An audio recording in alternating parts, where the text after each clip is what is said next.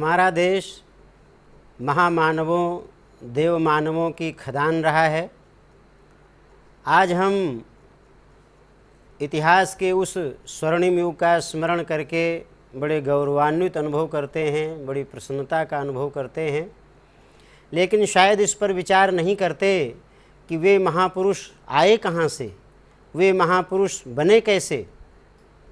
जब इस बात पर हम विचार करेंगे तो हमें मालूम पड़ेगा कि वे महापुरुष बने हैं अपने बाल्यकालीन सुसंस्कारों के आरोपण करने से।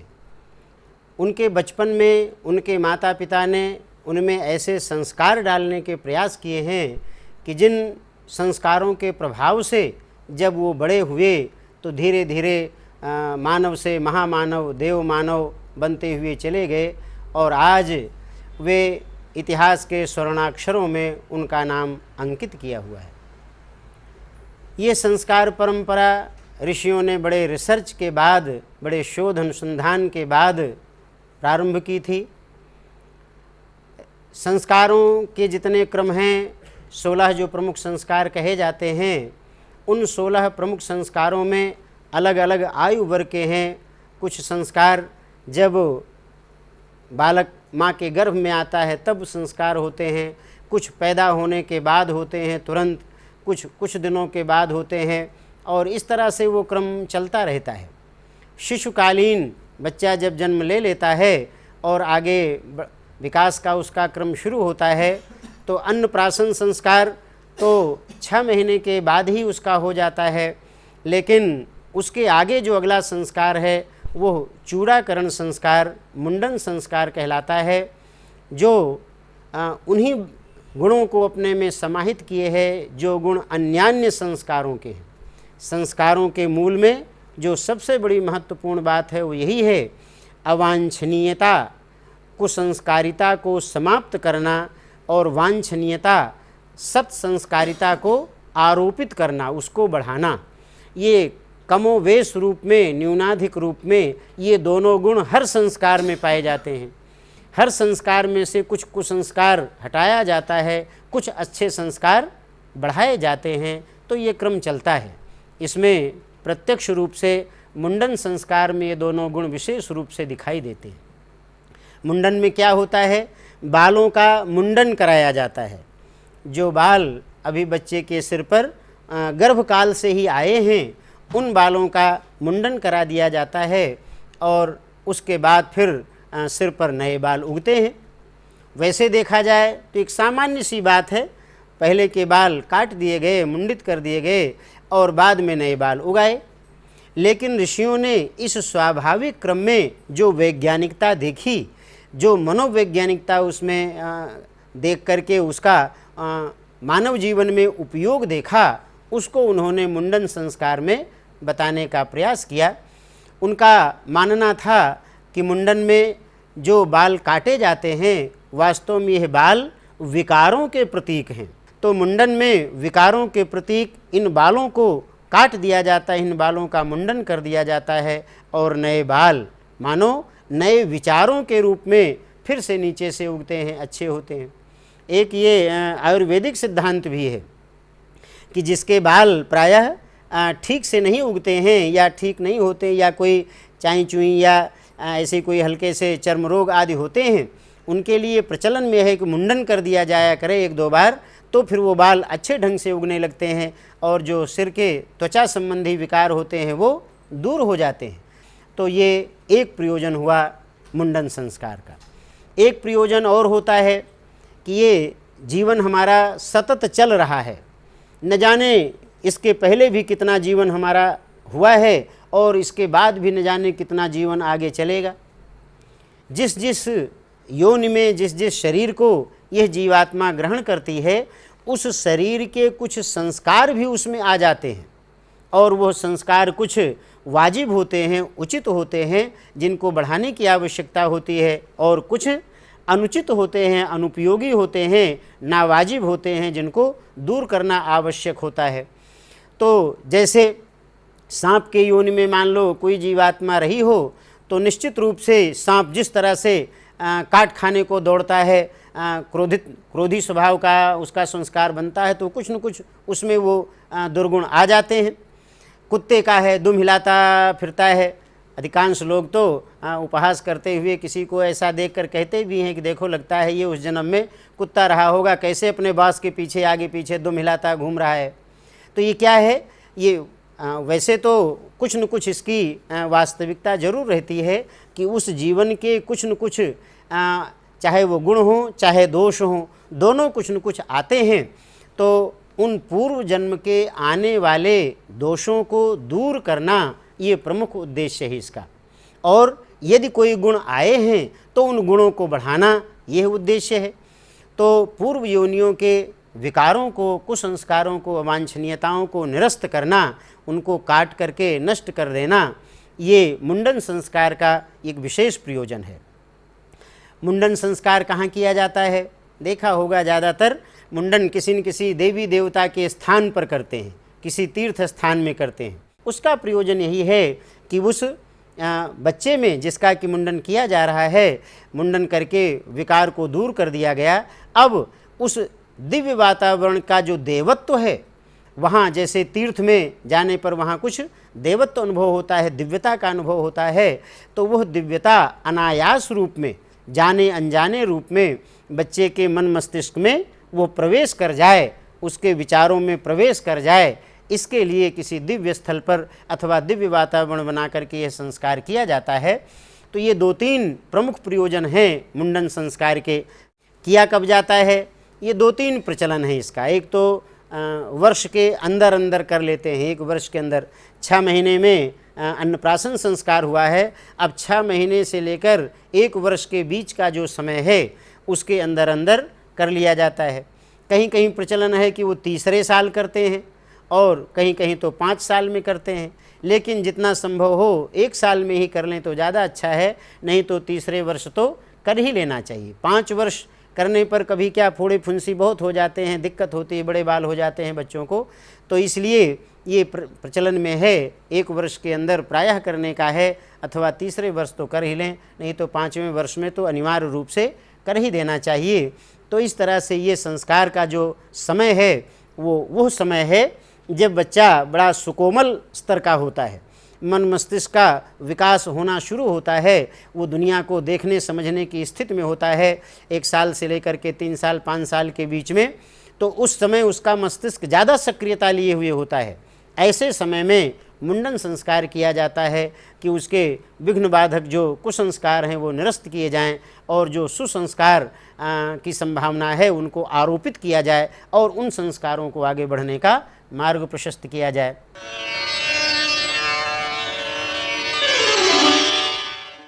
इस मुंडन संस्कार के जो प्रमुख क्रम हैं वो 3-4 इसके प्रमुख क्रम हैं जिनको कि इसमें क्रमशः अपनाया जाता है।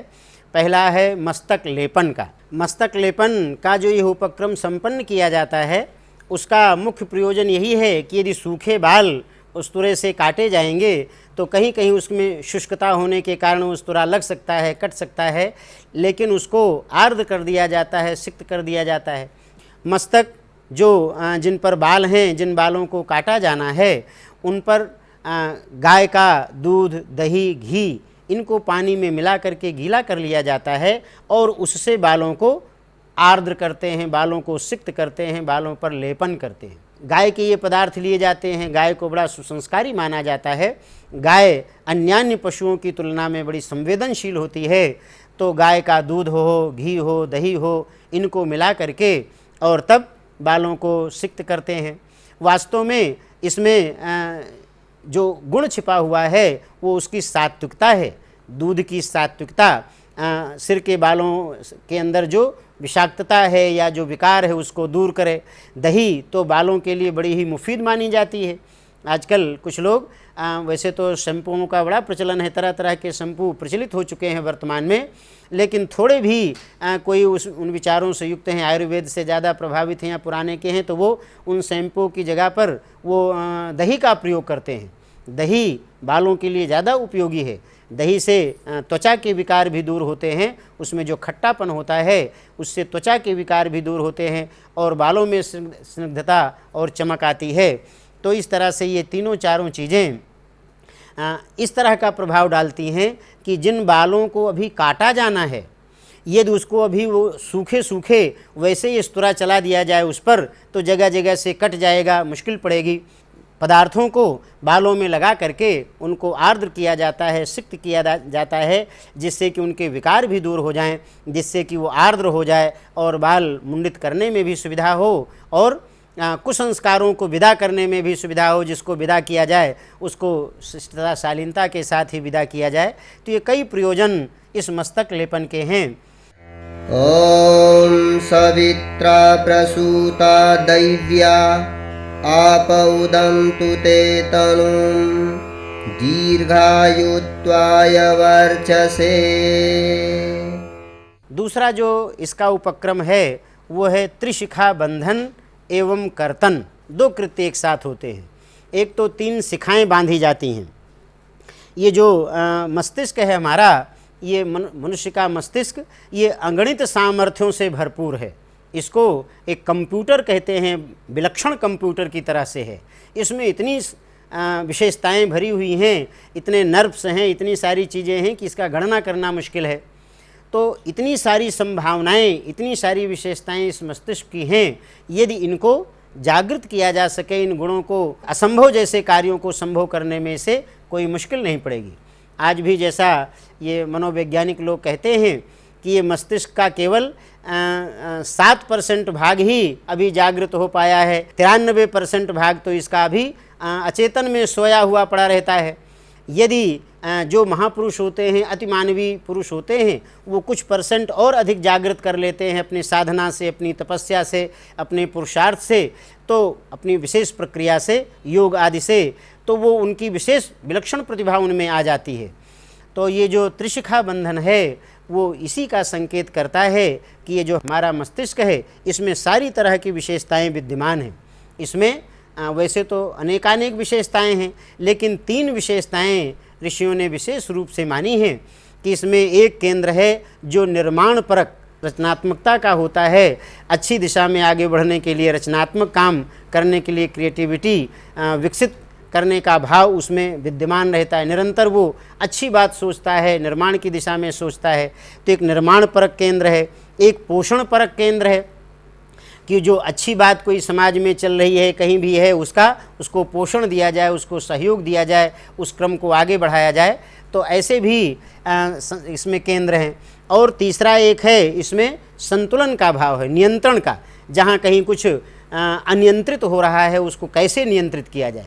ऐसे व्यक्ति आपने देखे होंगे जो जहाँ कहीं भी अवांछनीयताएं पनप रही हैं, फैल रही हैं, कुरीतियाँ, बुराइयाँ, ये जितनी भी मूढ़ मान्यताएं, वो कैसे दूर हों, कुछ व्यक्ति इसी बात के लिए सोचते रहते हैं।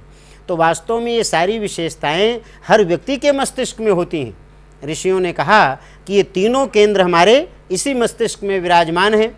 तो उन तीनों केंद्रों के प्रतीक रूप में मस्तिष्क के एक तरफ, बाईं तरफ, दाईं तरफ और बीच में 3 तरफ बालों के क्रम को, बालों को इकट्ठा करके कलावा से बांध करके 3 गांठें बांध दी जाती हैं। ये ब्रह्मा, विष्णु और रुद्र की प्रतीक रूप में बांध दी जाती हैं। ब्रह्मा चूँकि सृष्टि का सृजन करते हैं, तो ऐसा केंद्र जो सृजनात्मक दिशा में आगे सोचता है, आगे बढ़ता है, बढ़ाता है, वो एक केंद्र हो गया ब्रह्मा परक, ब्रह्मा जी का।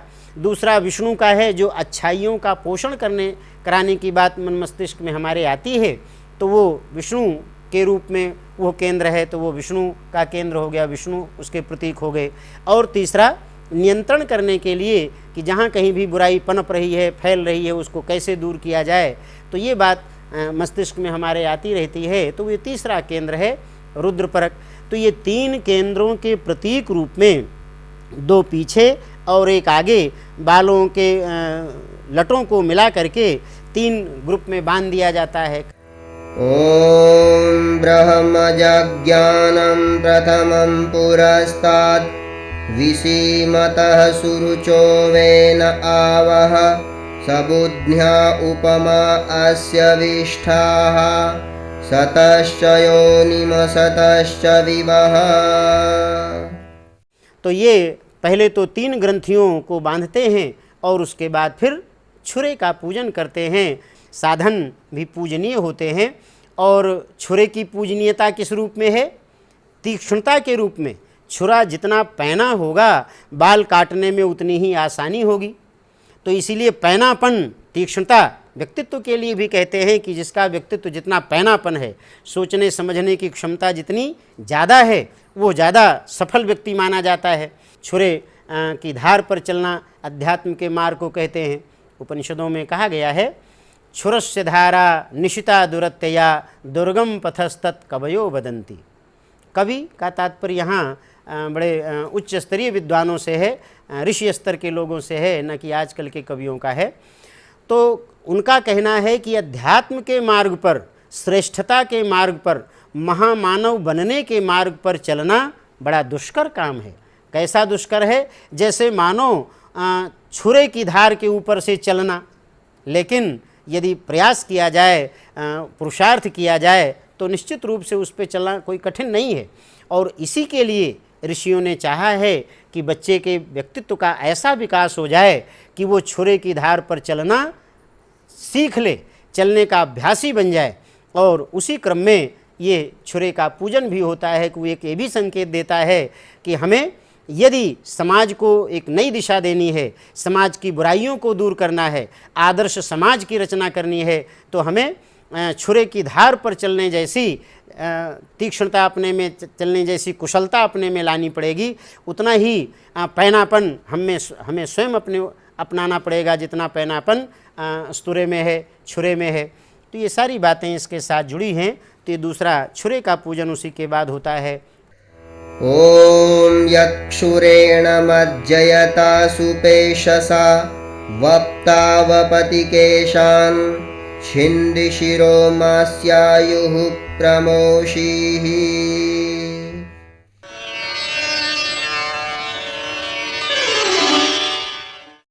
ये तीनों ग्रंथियों, ग्रंथि बंधन और ग्रंथि कर्तन, ये दो क्रम इसमें अपनाए जाते हैं। अब ये देखने में थोड़ा अटपटा लगता है कि भाई जिन विशेषताओं को पाने के लिए उन ग्रंथियों को बांधा गया था, रचनात्मकता को एकजुट किया गया था, पोषणता को एकजुट किया गया था, नियंत्रण अनुशासन स्थापित करने वाले को एकजुट किया गया था, तो अब उनको काटने की आवश्यकता क्या है? काटने की भी आवश्यकता पड़ती है कभी कभी, क्योंकि ये तीनों कार्य ऐसे हैं कि इतनी आसानी से होने वाले नहीं हैं। यदि आप चाहें कि हम रचनात्मक काम बेधड़क करते चले जाएं, अच्छी बात सोचें, अच्छी बात करें, तो जल्दी से कोई स्वीकार करने वाला नहीं है। और बाहर का व्यक्ति तो चाहे स्वीकार कर ले ना स्वीकार करे, पहले तो अपने अंदर से ही नहीं स्वीकार होता है। और सुना होगा कहते सुनते कि जब अच्छे मार्ग पर कोई श्रेष्ठता की दिशा में बढ़ता है तो उसके अंदर से ही कहीं उसकी चाहे कुसंस्कार कह लो, चाहे कुछ कह लो, उसको रोक देते हैं उस मार्ग पर बढ़ने के लिए, ईमानदारी के मार्ग पर चलने के लिए, सत्य के मार्ग पर बढ़ने के लिए। आदमी क्या कहता है? समझदार सिखाने वाले भी कहते हैं, अरे इतनी ईमानदारी करोगे तो जीवन कैसे चलेगा, किस तरह से होगा? ये कमाई जितनी होती है, तनख्वाह जितनी गवर्नमेंट देती है, तो जेब खर्च के रूप में है। यदि ऊपर की इनकम नहीं होगी तो फिर काम कैसे चलेगा? जो तनख्वाह मिलती है वो तो जेब खर्च मानते हैं। तनख्वाह तो वो है जो ऊपर की आमदनी होती है। ऊपर की आमदनी क्या आप ईमानदारी अपना के प्राप्त कर सकते हैं? क्या सत्यता के आधार पर प्राप्त कर सकते हैं? क्या आदर्श के मार्ग पर चलकर प्राप्त कर सकते हैं? नहीं। कहीं न कहीं हमारे मन मस्तिष्क को प्रभावित करने वाले, चाहे हमारे अंदर के संस्कार हों और चाहे बाहर के ऐसे एलिमेंट्स हों, ऐसे तत्व हों जो हमें निरंतर प्रशिक्षित करते रहते हैं, तो इन दोनों से हमें सावधान रहना होगा और इन दोनों को हमें काटना होगा। रचनात्मकता की दिशा में जो विघ्न बाधा बनकर खड़ी होगी उसे हमें काटना होगा। बाल कहा ना, विकारों के प्रतीक भी हैं, वो दोनों चीज़ें जुड़ी हुई उनमें रहती हैं। इन्फेक्शन जो होता है ज़्यादातर बालों से होता है। किसी तरह का कोई होता है, टेस्टिंग करना हुआ, TMT का टेस्ट होता है तो छाती पे वो सब लगा के करते हैं। यदि बाल रहते हैं तो नहीं बनता, बाल पहले कहते हैं कर दो साफ। तो ये तमाम ये बाल जो होते हैं इन्फेक्शन को बढ़ाने में सहायक बनते हैं। तो जो इन्फेक्शन बढ़ाने वाला है उसको हमें काट के हटाना पड़ेगा। तो इन बालों में जो अभी एकजुट तीनों को किया था, तो ऐसा नहीं कि ये तीनों काम बड़ी आसानी से हो जाएंगे। उनमें तमाम ऐसी विघ्न बाधाएं आकर खड़ी होंगी जो उस कार्य को नहीं होने देंगी। तो हमें जागरूक रहना होगा और हमें उनको काटने के लिए भी तत्पर रहना होगा।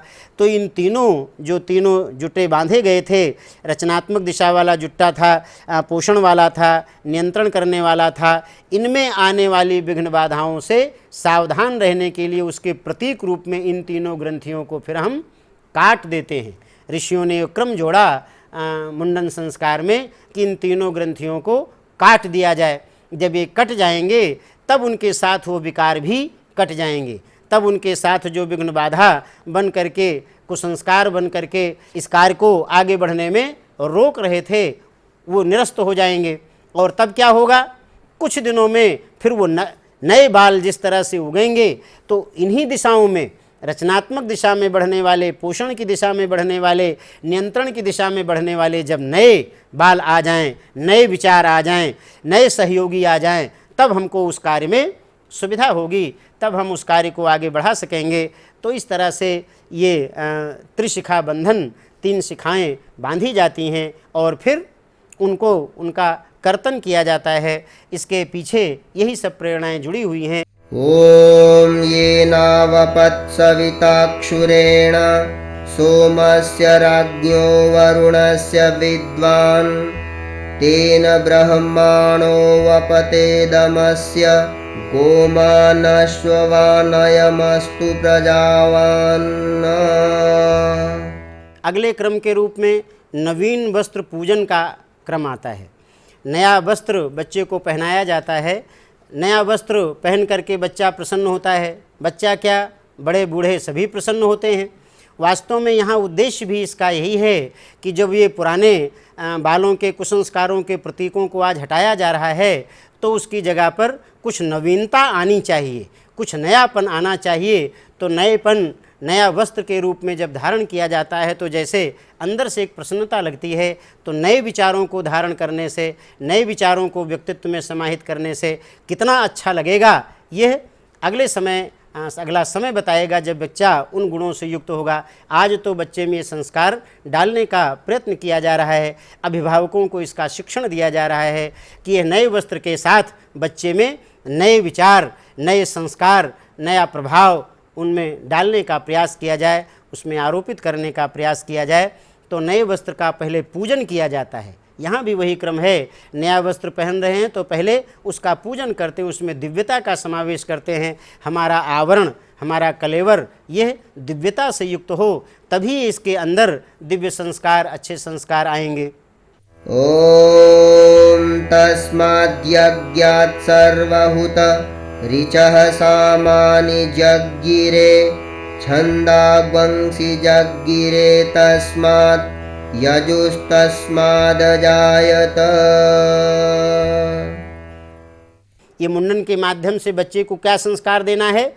मुंडन के माध्यम से बच्चे को यही संस्कार देना है कि ये बाल हमारे हैं, लेकिन ये हमारे बाल ही विकार लेकर के आ जाते हैं। सुनने में थोड़ा अटपटा लगता है, कहने सुनने में, लेकिन आप सब ने देखा होगा, सुना होगा, बीड़ी सिगरेट पीना कौन सिखाता है? कोई दुश्मन आता है उसके यहाँ का, वो सिखा जाता है। दुश्मन कभी कोई बुरी लत नहीं सिखाता है। बुरी लत कौन सिखाता है?